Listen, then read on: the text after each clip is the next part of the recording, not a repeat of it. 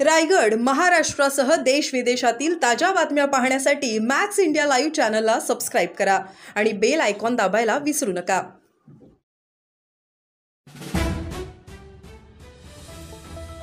आमचा सातबारा आमच्या नावावर कधी देणार? आदिवासी बांधवांचा कलेक्टरला सवाल। डॉक्टर बाबासाहेबांच्या नेतृत्वात जंगल जमीन हक्कासाठी लढणारा आदिवासी बांधव आजही बेदखल। अन्यथा लहान मूल गुरढोर घेऊन कलेक्टर ऑफिसला घेऊन बसू, आदिवासी बांधवांचा इशारा। आमच्या ताब्यातील जागा आमच्या नावावर करा, खालची वेलटवाडी आदिवासी बांधवांची जिल्हाधिकारी यांच्याकडे मागणी। आंदोलनाले वेधले शासनाचे लक्ष। अलिबाग तालुक्यातील खानाव नजीकची खालची वेलटवाडी येथे कित्येक वर्ष आदिवासी बांधव वास्तव करीत आहेत। इथं आदिवासी बांधवांची लोकवस्ती असून सदरची जागा वन विभागाची असल्याचे प्रशासन वारंवार म्हणते। वन हक्क दावे देखील केले आहेत, ते दावे मंजूर केले जात नाहीत। जागा आमच्या ताब्यात आहे, मात्र त्यावर आमची मालकी नाही। सदरच्या जागा आमच्या नावावर करा, 7 बारे आमच्या नावावर करा, अशी जोरदार मागणी करीत आदिवासी बांधवांनी जिल्हाधिकारी कार्यालयासमोर उपोषण करीत आपल्या मागणीकडे लक्ष वेधले। इथला आदिवासी बांधव देशाच्या स्वातंत्र्यापूर्वी जंगल व जमिनीच्या हक्कासाठी डॉक्टर बाबासाहेब आंबेडकरांच्या नेतृत्वात चिरनेर सत्याग्रहात इंग्रजांविरोधात लढला होता, जिंकला होता। मात्र आज त्याच लढाऊ आदिवासी बांधवांची फरफट होते। धनदांडग्यासाठी सक्रिय काम करणाऱ्या महसूल विभागाने आम्हालाही न्याय द्यावा।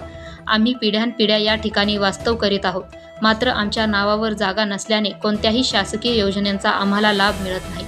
आमचा चहूबाजूनी विकास खंटला आहे, प्रगतीची दारे बंद झाली आहेत। शासनाने व सरकारने आमच्या मागणीची तात्काळ दखल घ्यावी, अशी जोरदार मागणी आदिवासी बांधवांनी केली आहे।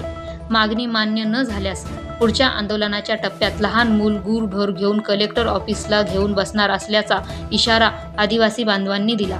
Dhammasheel Sawant, news bureau, Raigad.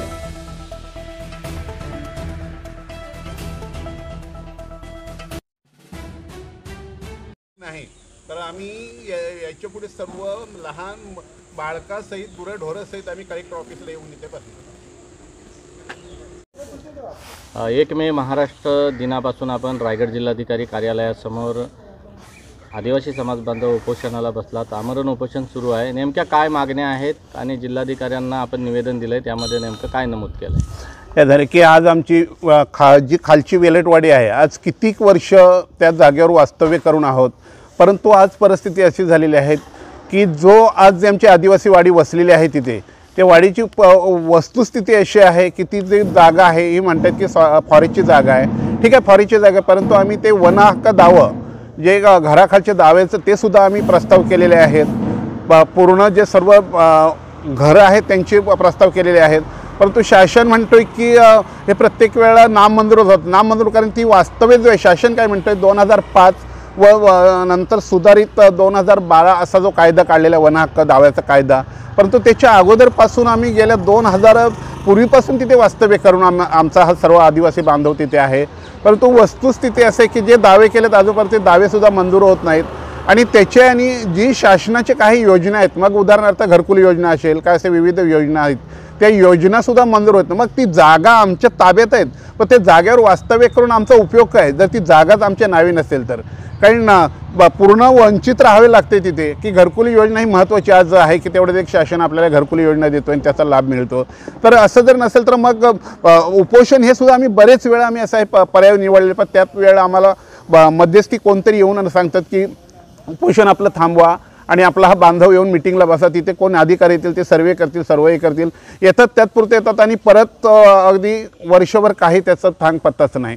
तर आम्हाला नाईलाज असतो। आम्ही ज्या वेळेला 25 तारखेला इथे आलो आणि 25 तारखेला आम्ही एक निवेदन दिलं की आम्हाला एक तातडीची मिटिंग मिळावी, त्याच्यात आपण हे सर्व मुद्दे मांडू, तर त्यावेळेला त्यांनी आम्हाला ते पत्राचं अगदी काही गांभीर्य घेतलं नाही आणि आम्हाला कळवलंसुद्धा नाही।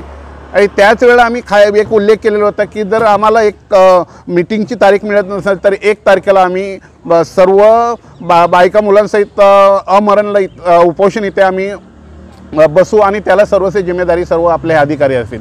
कारण जर ती जागाच आमची नाही तर शेवटी नाईलाज असतो, आम्हाला हा पर्याय निवडावा लागला आहे। जर आपल्याला जर योग्य पद्धतीने न्याय मिळाला नाही तर पुढची भूमिका आपली काय असेल? आमची पुढची भूमिका असे असेल तर आम्हाला न्याय मिळाला नाही तर याची पुढची भूमिका जी असेल ते सर्व आमची बायका मुलं गुरं ढोरं सर्व सहित आम्ही येऊन इथे कलेक्टर ऑफिसच्या इथे आतमध्ये बसू आणि त्याला हे सर्व जिम्मेदारी ही वरिष्ठ जे अधिकारी आहे यांची असेल।